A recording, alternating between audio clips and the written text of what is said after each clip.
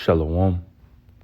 First and foremost, before I get started, I'd like to give all praises, honor, and glory to where it is due to Yahweh, Bahashem, Yahushai, Bahashem, Chakwadash. The honors, as always, to the apostles, bishops, elders of Great Millstone, who are well, and who taught us this truth. Today's lesson will be entitled, This will be the hardest time you will face. This will be the hardest time you will ever face. And as it is written in 2 Timothy, the 3rd chapter, in verse 1, this know also, that in the last days perilous times shall come. So we are entering into perilous times, and everything may seem sweet right now. Everything's cute right now. You can still move how you want. You can do this, you can do that. But we're seeing right before our very eyes that all that's getting shut down, man. The mirth is leaving this place. Isaiah 24, verse 11. There is a crying for wine in the streets. All joy is darkened. The mirth of the land is gone. So these are the times that we're coming into, that mirth is no longer going to be in the streets. There's not going to be any more joy, but there's going to be a darkening of joy.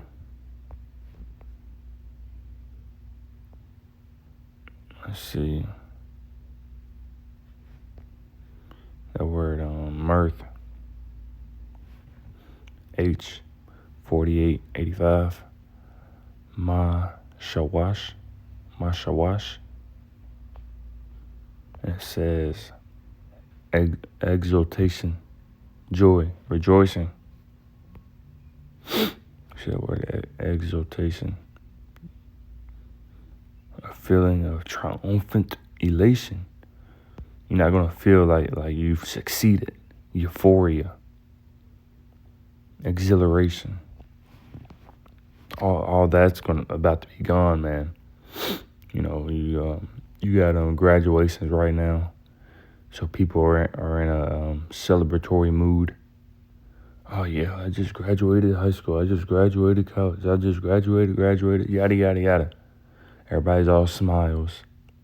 Everybody's all teeth. Happy, tears of joy. Where those tears of joy are about to be turned into tears of mourning, man. Because the Lord is angry at this place.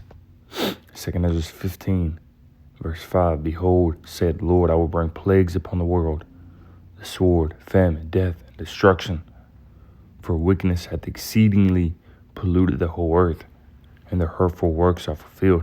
So these people are laughing now. But they're about to cry, man. They're about to cry. They're about to be in a very mourning state because they are wicked. They're abominable. And this place is wicked, man. The Lord is done. Verse 7, therefore said the Lord, I will hold my tongue no more as touching their wickedness, which they profanely commit. Neither will I suffer them in those things in which they wickedly exercise themselves. Behold, the innocent and righteous blood crieth unto me, and the souls of the just complain continually. So the Lord is done holding back.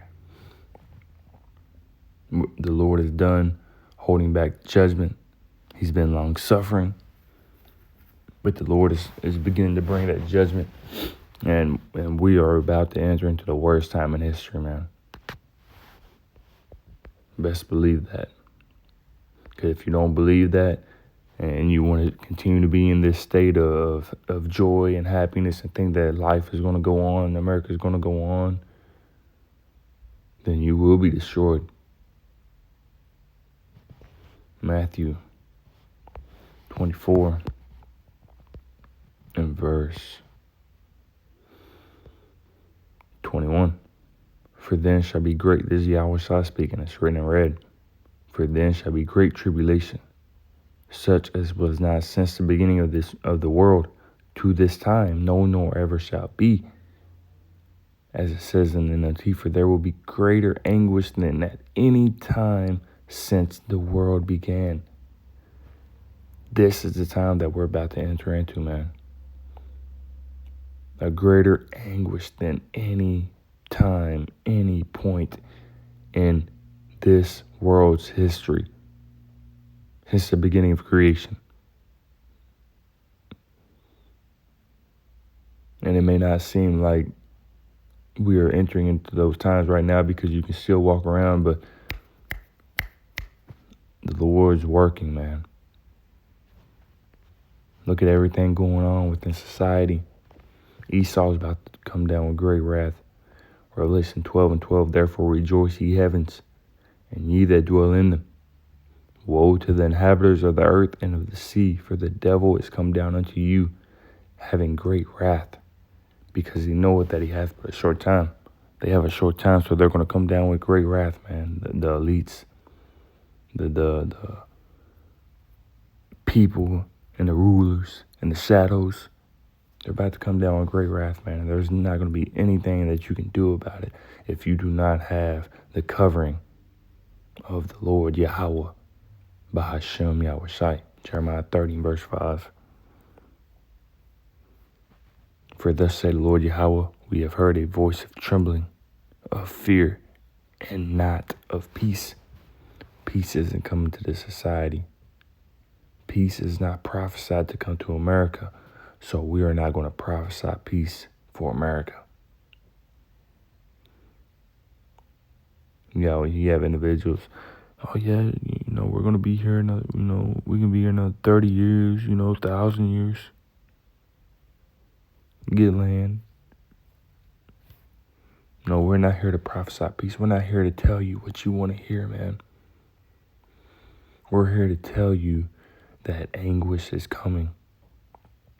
We're here to tell you that the worst time in history is coming. And if you don't prepare, and if you do not make Yahweh Bahashem Yahushai your safe haven, your strong tower, then you will not make it in the times to come. Jeremiah 30, verse 6. Ask ye now and see whether a man doth travail with child. Do men give birth to children? I'll wait.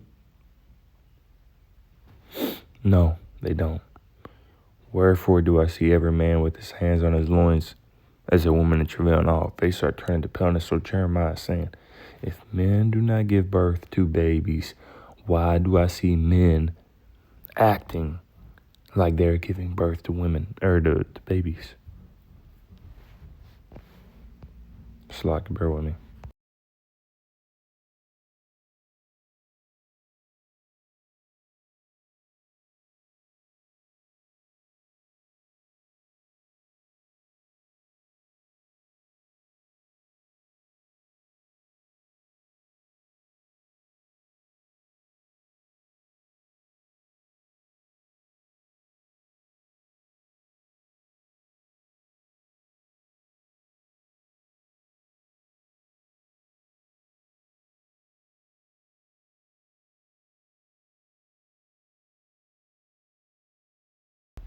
Slack for that.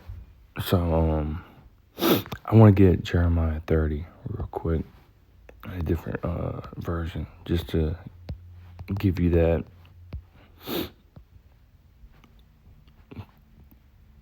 Let's see, Jeremiah 30, verse 8, Bible Hub. Just to show you how much it hits in other translation as well. Jeremiah 30, what was it? My fault. Jeremiah 30 and 6. Slacky.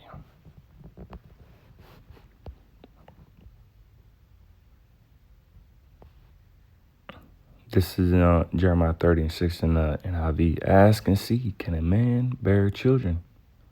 Then why do I see every strong man with his hands on his stomach like a woman in labor, every face turned deathly pale? Why are men grabbing their stomach, in the fetal position, in the corner, crying like a little bitch. It says every strong man. So all these people, all these men who have, the top dollar, shot collar, they want to tote the guns, and they think they all boozy, badass, and hard, and big and bad. Nobody can tell them shit. Why are they? And it says every strong man with his hands on his stomach, because these are the times that we're coming into. It's going to be so bad that even the men that you would be renowned, as strong and gangster, even those people are going to be crying like women in that day, man. This is in the A.M.P. Ask now, see whether a man can give birth to a child. Why then do I see every man with actually says there's something else. I think there's another one that I've seen in the past.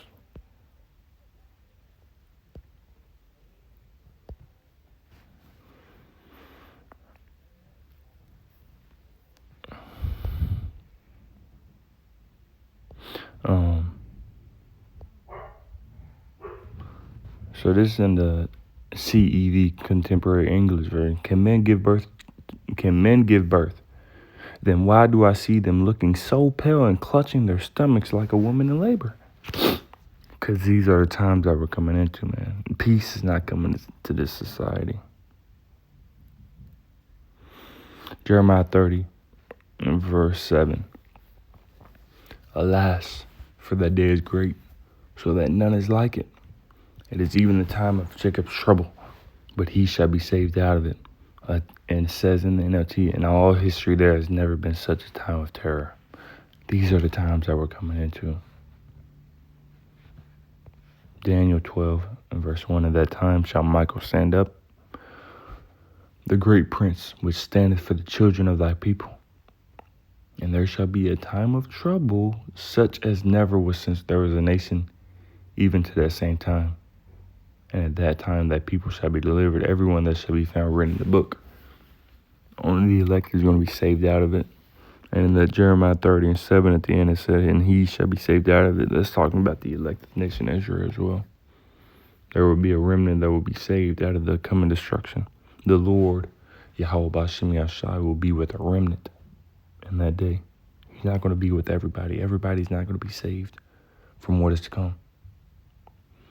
More people will die than will be saved. It says, two of a city, one of a field. It says that the husbands will die in the wars.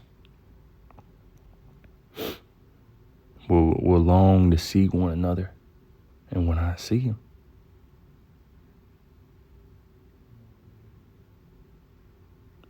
these are the times that we're coming into, man. It says that their flesh shall be cast out as dung, as shit. You walk around. It says, I gotta get this one.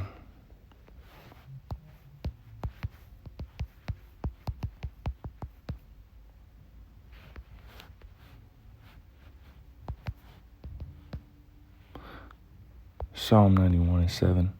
1,000 shall fall at thy side, and 10,000 at thy right hand, but it shall not come nigh thee. 1,000? Can you imagine walking over 1,000 dead bodies? Can you even imagine that? That's something that you would see in a movie.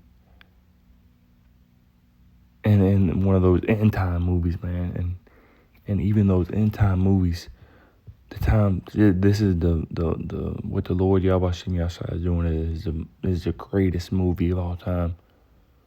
So anything that you've seen in these movies, the Lord is going to far surpass that. 1,000 walking over 1,000 dead bodies. You just look in the distance and you see 10,000, thousands upon thousands of dead bodies. That's going to be the view for people, man. The Lord isn't playing. The Lord is getting serious. He's always been serious. But he's bringing forth that judgment, man, because of the wickedness of these people. 2 Ezra 8 and verse 50, for many great miseries shall be done to them that in the latter times shall dwell in the world, because they have walked in great pride. Great pride, man.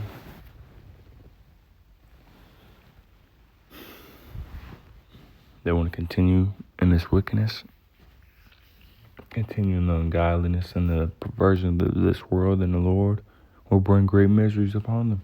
The Lord said that he will choose your delusions. And the Lord is going to bring your worst fears upon you. I think it's in Isaiah.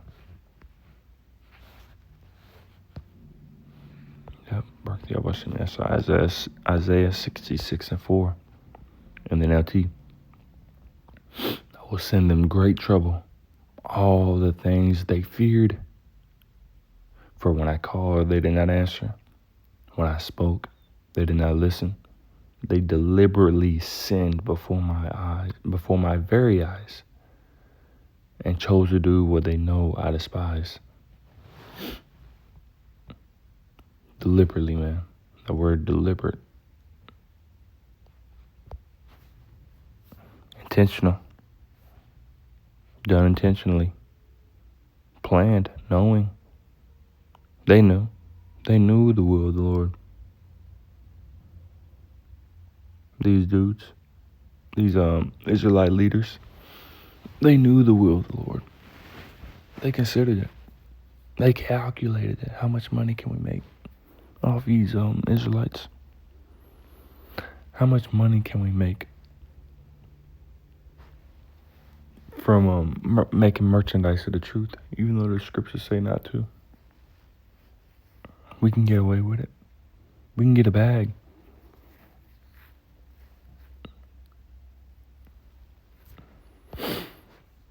So the Lord's going to bring everything that you fear upon you, man, because you don't want to listen.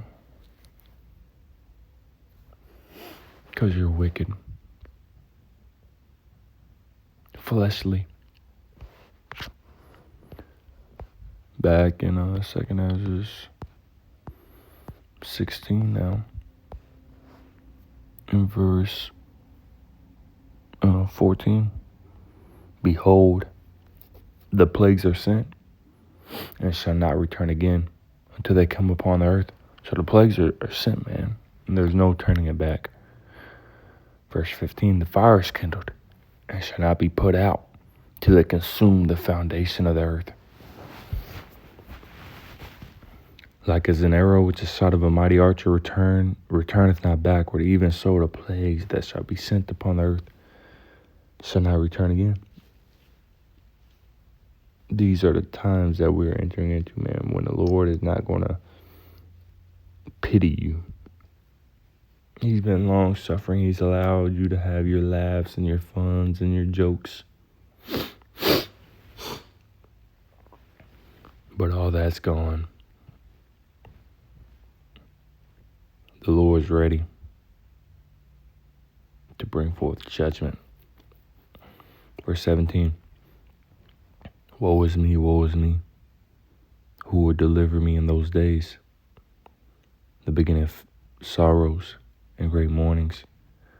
The beginning of famine and great death. The beginning of wars. And the powers shall stand in fear. The beginning of evils. What shall I do when these evils shall come? So what we're seeing right now, man, is just the beginning. So have your fun. Live it up. If you wanna be like Esau and just live it up to the very end, have at it. If you don't want to believe these scriptures and believe the truth, which Yahweh Shem Yashai hath blessed us with, starting with our apostles, bishops, elders, a great millstone on down, have at it. But we know who we will serve. Yahweh Shem Yashai to the bitter end. And we are entering into bitter times. So, if you do trust in Yahweh Shem Yashai, continue to trust in Him. Continue to do what is required of you, because this is the only path to the kingdom. There's no other way around it. So, Lord willing, this lesson was edifying to the spirit, to the body, and to the fold. And before I end it off, I'd like to give all praises, honor, and glory to where it's due to Yahweh, Bahashem, Yahweh Shai, Bahashem, Rachakwadash. Double honors as always to the apostles, bishops, elders of Great Millstone. Until next time, Shalom.